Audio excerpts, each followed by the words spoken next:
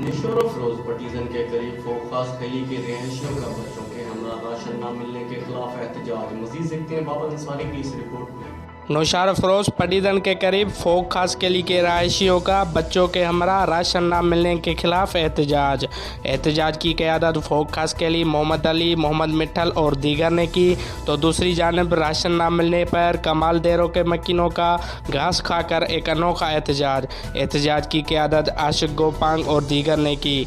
उनका कहना था कि लॉकडाउन को 3 हफ्ते गुजर गए हैं मगर अभी तक हमें राशन नहीं दिया गया। भूखे बच्चों को क्या मालूम कि लॉकडाउन है, उन्हें तो बस रोटी चाहिए। राशन नहीं देना था तो भूख पर दफ़ा 144 लागू कर देते।